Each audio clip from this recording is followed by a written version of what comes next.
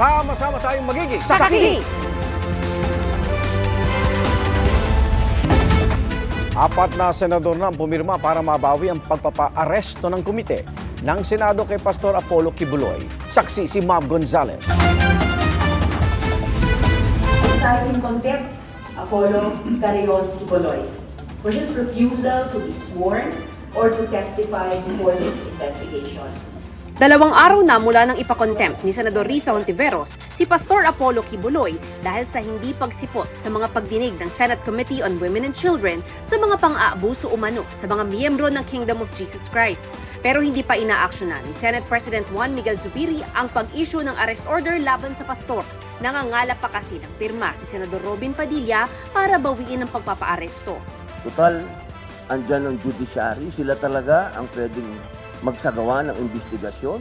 Kung ano ang ilabas ng judiciary, yun ang kunin namin sa legislative at doon kami, in aid of legislation, gumawa ng batas.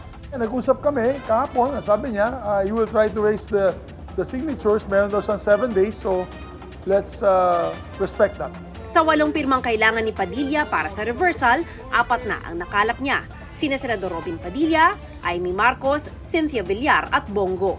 Parang hindi naman siya sa yung mukhang gagawa ng gano'n. Kilala ko siya personally and nakakaya naman na ako pahuhuli ko siya. Diyos ko, you don't do that to a friend.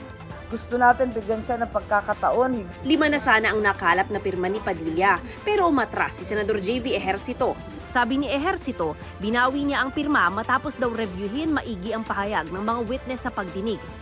Ayon kay Padilla na unang tumutol sa contempt order, tinatawagan niya ang iba pang miyembro ng komite para pumirma sa reversal para rito. Sa ngayon, may 5 pang senador na pwedeng pumirma. Yan ay sina Senador Nancy Binay, Pia Cayetano, Mark Villar, Loren Legarda at Joel Villanueva. Tumanggi namang pumirma simulat sa poll sina Senador Grace Poe at Raffy Tulfo. Tingin naman ni Padilla, hindi napipirma si Senate Minority Leader Coco Pimentel lalo't naroon ito nang maghain ng motion na contempt si Hontiveros. Si Hontiveros naman hindi muna magbibigay ng bagong pahayag. Samantala, inutos ng isang judge sa California sa Amerika ang pag-unseal ng warrant of arrest laban kay Kibuloy at sa mga kapwa niya akusado. Dahil dito, pwede nang isyuhan ng red notice ng Interpol si Kibuloy na wanted sa Amerika para sa mga kasong sex trafficking, fraud, cash smuggling at iba pa. Ayon sa US-based lawyer na si Attorney Lara Gregory, maaaring ito na ang unang hakbang sa extradition kay Kibuloy ng US Department of Justice. Kinukuha pa rin namin ang panig ni Kibuloy. Ang kanyang mga taga-suporta nasa Liwasang Bonifacio para sa isang prayer rally. Para sa GMA Integrated News, Mav Gonzalez, ang inyong saksi. Sa gitna ng pagwa-water cannon ng China Coast Guard sa Rore Mission patungong Ayungin Shoal, namataan ng ilang eroplano, helicopter at barko ng Chinese Navy, gayon din ang mga Chinese militia vessel. Bagong pangaharas, namataan din ang isang barko ng US Navy. Saksi, sina Chino Gaston at Joseph Moro. Hindi lamang mga barko ng China Coast Guard ang namataan sa gitna ng Rore Mission patungong Ayungin Shoal noong March 5. Takip silim ng March 4 habang papalapit ang mga Pilipino sa Sabina Shoal, paikot-ikot ang helicopter ng Chinese Navy. Inikutan ng BRP Sindangan at BRP Cabra na nag-e-escort sa mga resupply ship. This helicopter are also those helicopters that we see in Bajo de Masinloc whenever we patrol that area. So we know for a fact that this is a PLA Navy helicopter. They made 5 passes over Unaisa May 4. On the 5th pass, they were closer than the usual and they hovered a little bit, taking pictures or they're showing some interest in Unaisa May 4. Alas 6 ng umaga at nagtatangkang humarang itong China Coast Guard 21555. Yung mga ganyung klase ng barko ng China, ito yung maliliksi kaya ito yung pinapangharang nila doon sa ating mga barko, itong BRP Sindangan, para hindi makapasok doon sa Ayungin Shoal kung saan nandoon yung BRP Sierra Madre. Isang hindi makilalang aircraft din ang umiikot nung bumangga ang China Coast Guard sa BRP Sindangan at binomba ng tubig ang Unaisa May 4. Minamonitor din na 5 barko ng China Coast Guard, 12 Chinese militia vessel, 3 barko ng Chinese Navy at 3 warship ng China. Madami siya, that's not the usual. Bukod pa yan sa 6 na Chinese militia vessel na na-monitor na nakapaligid lamang sa lugar, pati na ang 2 eroplano ng Chinese Navy. They were clearly outnumbered. Isang araw bago nangyari ang pangharas, nakita ang isang barko ng United States Navy. pero walang kinababahala ang AFP Western Command. That's the usual freedom of navigation patrols. Sabi naman ng spokesman ng US Embassy ng Amerika daw lilipad, maglalayag at mag-ooperate saan man pinapayagan ng international law. Dahil sa pambobomba ng tubig ng mga China Coast Guard na ikinabasag ng mga salamin at ikinabutas ng pader ng Unaiza May 4, 3 resupply boats ng Philippine Navy na ang sira sa ngayon. Ang Unaiza May 4 kaya naman daw gawin agad dahil di naman daw malaki ang sira. Pero under repair pa rin ang Unaiza May 2 na nasira noong October 2023 matapos makabanggaan ang China Coast Guard. Pati ang ML Kalayaan na nasira rin ng water cannon ng China nitong Disyembre. Ganon din ang Unaiza May 1 na tagumpay na nakalapit noong Martes sa BRP Sierra Madre. Kaya sabi ng AFP Western Command o Westcom, running out of supply boats to use. The UM4 is still damaged. Yun yung nasira eh. So this is my best option for the next RORE. This is my best option. So that's why nilabas ko to test whether papasok siya sa Ayungin. So this is a secondary mission. Ang Philippine Navy handa naman daw magbigay ng iba pang assets. May bibilhin din daw silang bagong barko at eroplano sa ilalim ng modernization program. To ensure that we could provide them what they need, different options, more capable than what we have today. All options, conventional and unconventional. Nagasgasan din ang gilid ng barko ng Philippine Coast Guard na PRP Sindangan nang magdikit ito at ang barko ng China Coast Guard kasunod ng dangerous maneuvers ng huli. Buti at naagapan ng mga Coast Guard ng Feder para di na ito mayupi. Sabi ng Philippine Coast Guard, ang video na ito ang patunay na hindi Pilipinas ang bumangga sa China Coast Guard. Yung China, nag-reverse siya ng engine niya. Makikita niyo yung propulsion ng likod ng barko. Para for the vessel to stay on her position at ma-block talaga yung barko natin. Ang dagat, hindi yung katulad ng kotse. Na kapag huminto ka, preno, tapos na. Ang magagawa mo na lang dyan is you're going to stop your engine or you're going to use your propulsion reverse para ma-arrest mo yung drift. Tugon yan sa giit ng China na Pilipinas ang nambangga. Pag-aaralan raw ng National Security Council ang panukala ng ilan na hingan na ng danyos ang China. Para sa GMA Integrated News, Shino Gaston. Joseph Morong, kami ang inyong saksi. Inanunsyo ng Tape Incorporated na hindi na e-ere ang noontime show na Tahanang Pinakamasaya simula bukas. Saksi, si Nelson Canlas.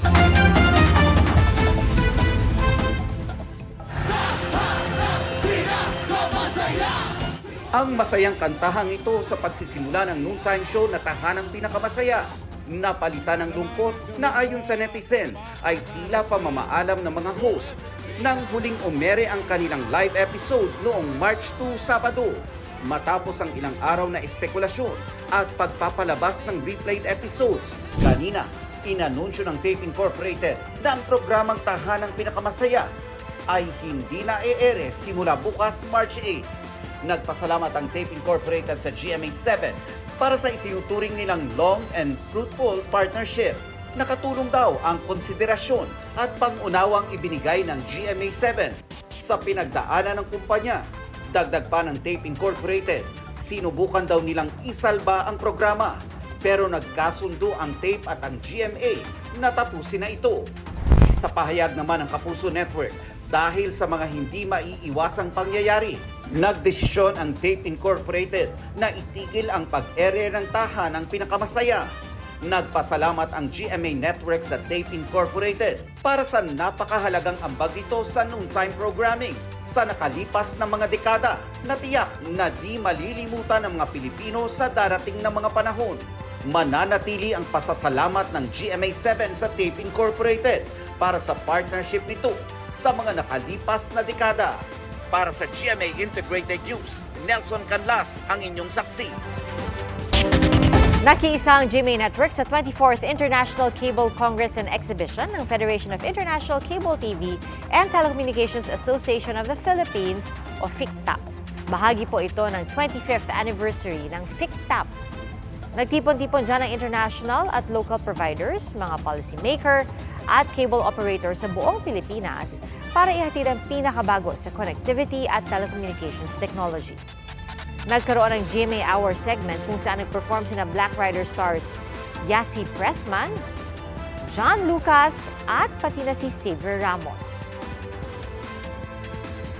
Nang harana din si AOS singer at The Clash 2023 champion John Rex. Ang partisipasyon ng GMA Network sa 24th International Cable Congress and Exhibition ay bahagi ng layunin nitong maghatid ng makabuluhang balita at impormasyon at ng world-class entertainment sa lahat ng kapuso sa buong bansa. Magbibigay ng libre at sari-saring training ang TESDA sa lahat ng kawani ng DILG. Mamimili sila mula sa 165 courses na inaalok ng TESDA at kabilang dito ang computer programming, bookkeeping at baking. Gayun din ang klase para sa mga gusto maging online content creator.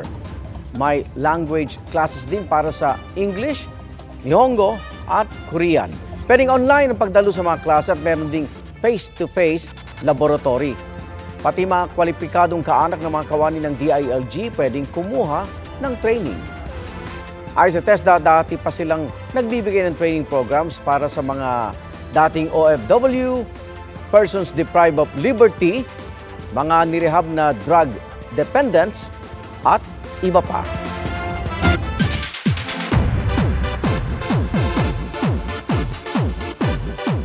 May bagong bundle of joy ang Wonder Woman star na si Gal Gadot. At ang global recognition ng singer-actress na si Sarah Geronimo. Ating saksiyan. From OPM to global music, ang kalibre ni Sarah Geronimo. Donning a pink Michael Cinco gown, tinanggap niya ang Global Force Award sa Billboard Women in Music Awards. Sa red carpet interview, sinabi ni Sarah G na unexpected at malaking responsibilidad daw na maging kauna-unahang Filipina recipient ng parangal at magkaroon ng influence sa global music. May shoutout pa siya kay Mommy Divine na tinawag niyang hero. Inalay niya rin ang award sa ibang Pinoy dreamers. Proud husband naman si Black Rider star Mateo Guiducelli. Nakasama niya sa ceremony sa Hollywood.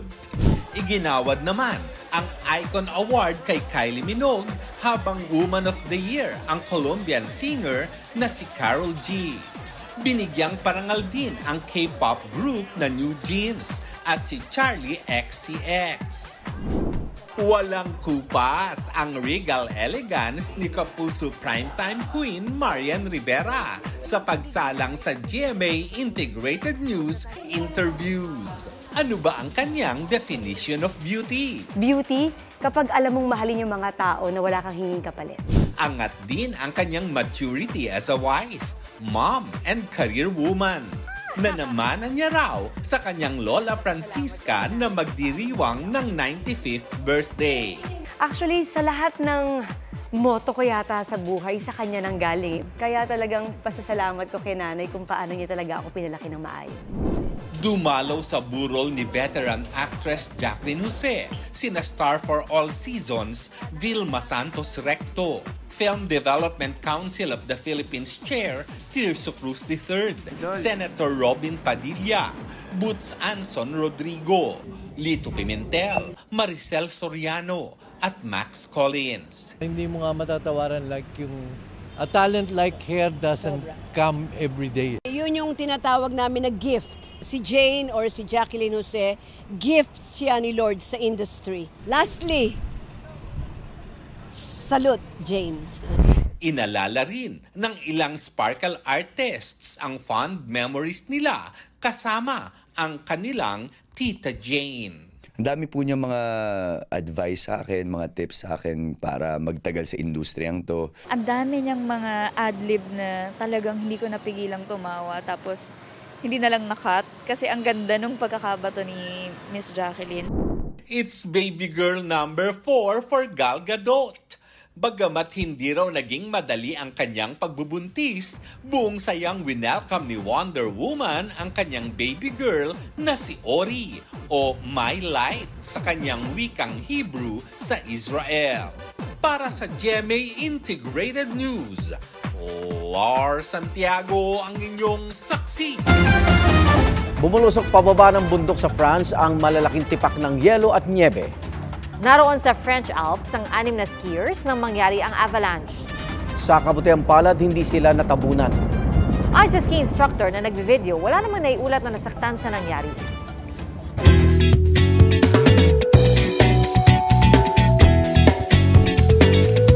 Dinarayo ang makukulay na tulips sa lalawigan ng Basilan. Atraksyon sa Lamitan City Eco Park, ang Tulip Garden na may 30,000 tulips. Pero sino ang mag-aakala na ang naggagandahang tulips na ito gawa pala sa mga recycled bottle? Mula yan sa Solid Waste Management Program ng Lamitan City LGU dahil napansin lang dumarami ang plastic bottles sa lugar. Kaya taong 2019, binuksan nila ang Tulip Garden sa publiko. Salamat Igan sa inyong pagsaksi. Ako naman, Arnold Glavio. Ako po si PR Canghel para sa mas malaking misyon at sa mas malawak na paglilingkod sa bayan. Mula sa GMA Integrated News, ang News Authority ng Pilipino. Hanggang bukas, sama-sama tayong magiging saksi!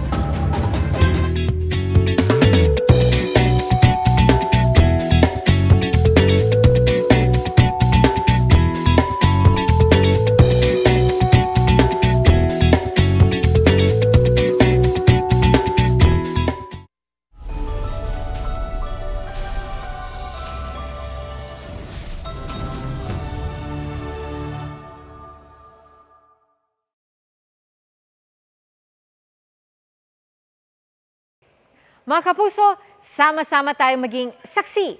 Mag-subscribe sa GMA Integrated News sa YouTube at para sa mga kapuso abroad, samahan niyo kami sa GMA Pinoy TV at sa www.gmanews.tv.